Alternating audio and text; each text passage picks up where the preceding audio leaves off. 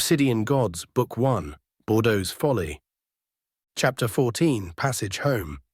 The crowd erupted into screams throughout the stadium, muffled only by the sound of the alarms. The center of the stadium was now a vacant crater, up to just a few rows to Tolly's right. The next few rows up were a mishmash of gore and wreckage, bodies intermingling with dilapidated structures, each with pieces missing. The ones that were conscious were pleading for help. Tolly, only 10 rows over from the carnage, was in shock. Never before had she seen such wanton death. Not even on the Perun had she felt this lost, this paralyzed. The overscreen had flickered out and was now teetering on the edge of collapse without the roof to hold it. The entire panicked crowd now subject to the full force of the early evening sun. She turned back to Connor. He was weeping openly. Suddenly, he was on the move, trying to push past the wall of people to his right. "Connor," Tolly called after him. "Connor. We have to do something," he yelled over his shoulder at her, his voice partially drowned out by the blaring alarms. Just then the alarms ceased. Connor cocked his head. Everyone in the crowd did the same, and for several seconds they all froze. The panic resumed a moment later, and so did Connor's persistent shoving. "Connor," Tolly yelled, pushing up behind him. They were in the aisleway now. Most of the crowd was heading up and out of the stadium, pushing and shoving their way out. Tolly looked down the aisle towards the blast and saw several citizens in casual dress interspersed and tending to the victims. It was apparent to Tolly that they were medics. "Connor, what do you hope to do?" she said to Connor as he headed down the aisle steps. "Connor, stop." He stopped. "We have to do something, Tolly. We have to—" He seemed lost, tears streaming down his face. Tolly knew that face. "Connor, listen," she said, surprising herself with her level of calm. "Look down there." Tolly pointed to several medics. Connor looked. "Those are medics. They are tending to those that need tending to. There's nothing either you or I can do." "You were a medic," he said derisively. "You can help." "It's not that simple, Connor. Sure, I can treat a few bumps and scrapes. Sure, I can patch up." "Could patch up," she corrected herself, old Groen when he put a quick bolt through his forearm. Connor looked down to the ground. Tolly continued, "But those people down there, the ones that aren't torn in half, could have broken ribs and likely worse. Internal bleeding. I never reached that level of training in the academy. I never learned how to treat those injuries." "Then," Connor said, his voice low, "what do you suggest we do, Captain?" "We get out of here. We get home," Tolly said, ignoring the captain comment. Connor's eyes came up to meet hers. They were puffy, the blue irises muddled in moisture. Tolly took his hand and held it to hers. "We have to go," she said.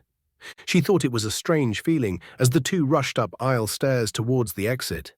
Strange that she had managed to regain her calm despite what was going on around her.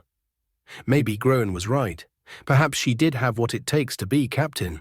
The streets outside were a god's-forsaken mess. Citizens ran in all directions. Storefront windows were smashed. The wounded that had made it out of the stadium now laid out on the sidewalks and up against buildings.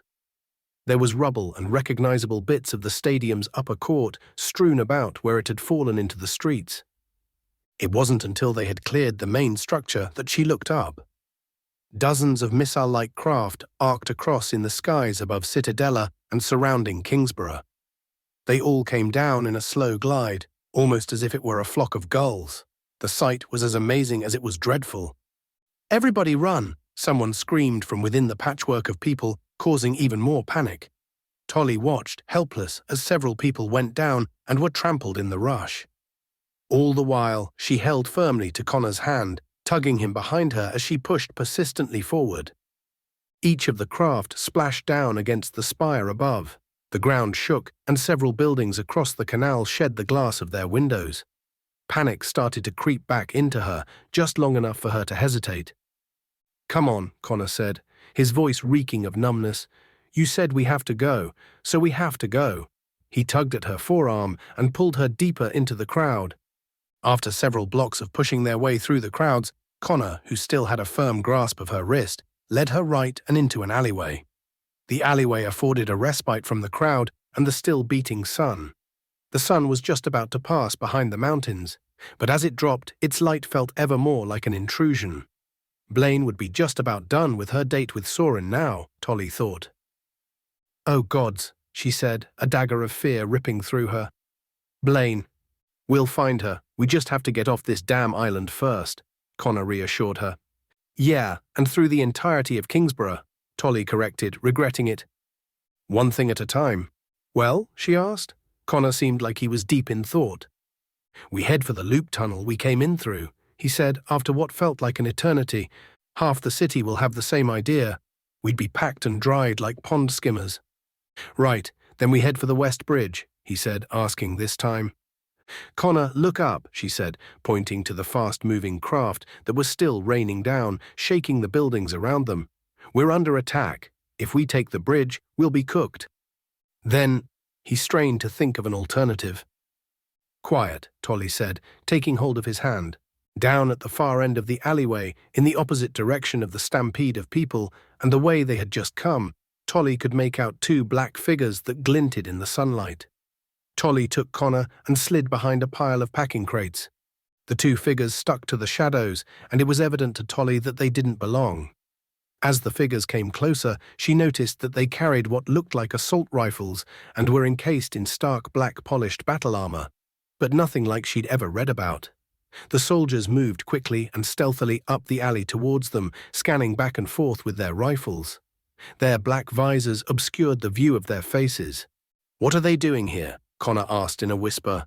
She wasn't sure about who these soldiers were or their motives, but she didn't want to wait around and find out.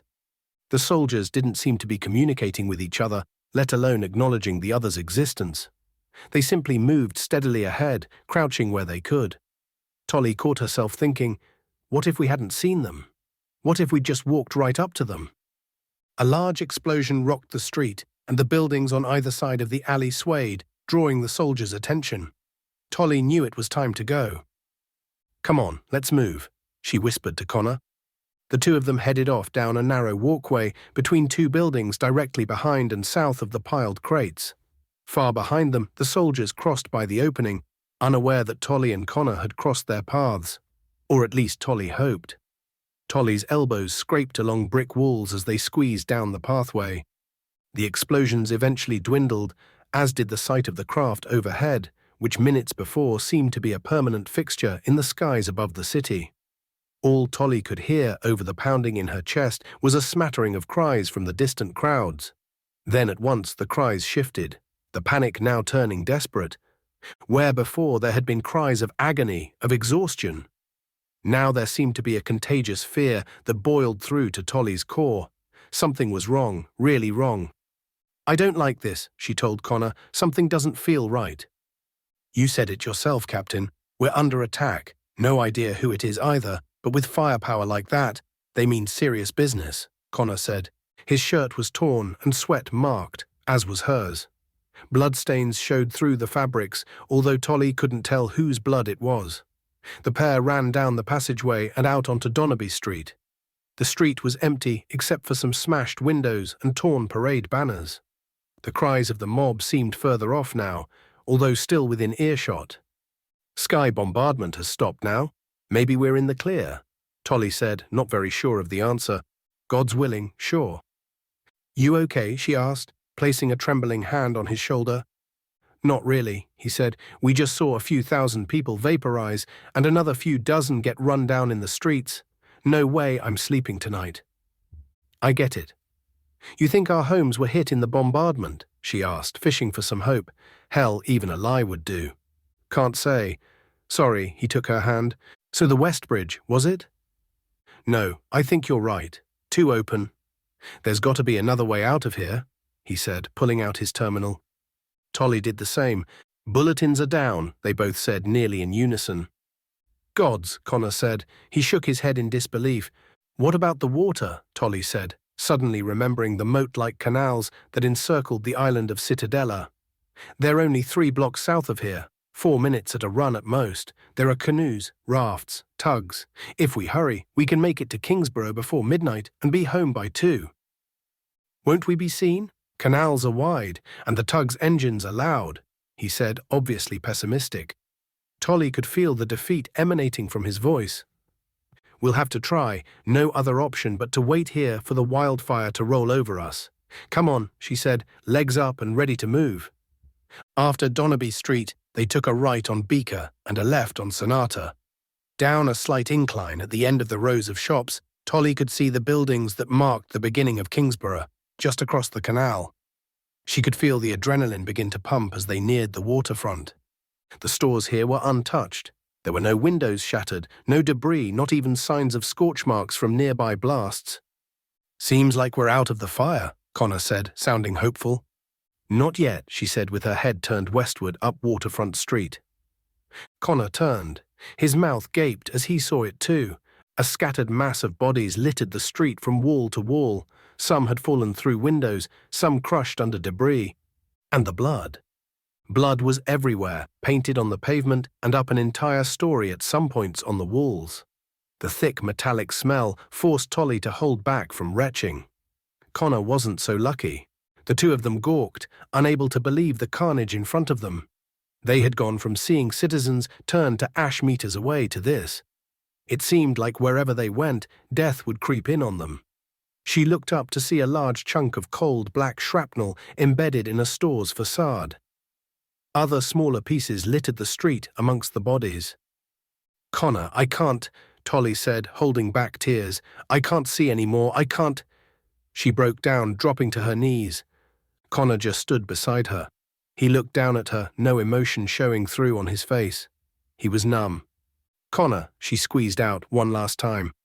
Ahead of the storm, Connor said. At first, she didn't hear him. She didn't want to listen to him. All she could think of doing, all that she knew, all that she would ever know, was being a prisoner this moment, this horror. We stay ahead of the storm, he said, uncomfortably optimistic. What are you saying? She managed to say. Like Groen said, we stay ahead of the storm. We keep the Perun moving. Rescue will come. He said it would. We just need to stay dry and we will be safe. He had broken, and she could see it. She could see the man she'd known slipping into a pit, and for the life of her she couldn't think of how to slow it. She let him lead. She stood, blood now soaked into her pant knees. Connor led them down a gangway, onto a pier and to the water's edge in search of a boat. Several boats moored on the pier, most of which looked like antiques, built to satisfy a recent revival of old earth styles from varying eras. They passed by several wooded and several composite gondolas before reaching a section of tugs. Connor boarded 3 tugs, searching for one he could confidently hotwire before inviting her aboard the 4th, a 6-meter-long Prenio with a charge. The name on the side read the Fancy Flight, an odd name for a boat that Tolly suspected could make no more than 10 or 15 knots on open water. Connor started the tug, while Tolly loosened the rope and pushed off.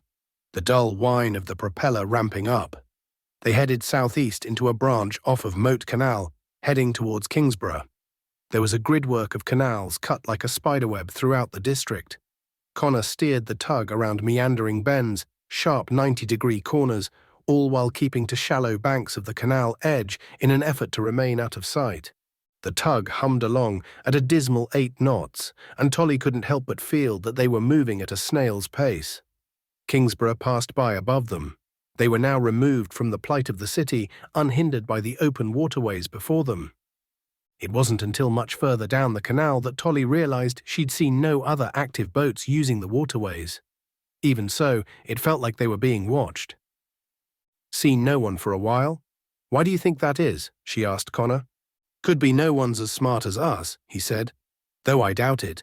More likely people have made their way underground or out of the city. Or dead. The expression on his face was numb. Out of the city. To where I might ask, she raised an eyebrow. Nobody's going to risk walking through wildfire to get out of here. Out there's certain death. Here. From where I'm standing, certain death ain't far off, he said demure. Maybe they've gone north, to the plains. Or off-world even. You did see where the attacks were coming from, yeah? She said. Straight up from open space. Orbit most likely, unless those ships or whatever hit us have some sort of stealth.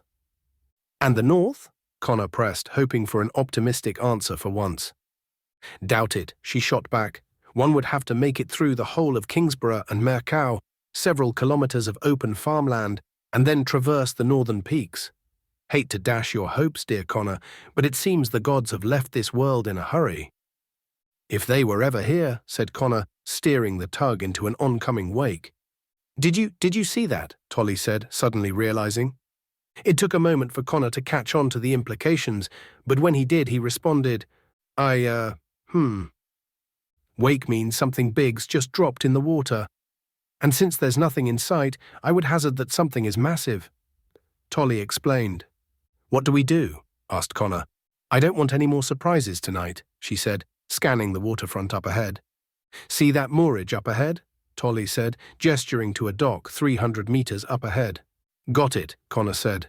He angled the tug toward the south bank, and almost 100 meters out, he cut the throttle.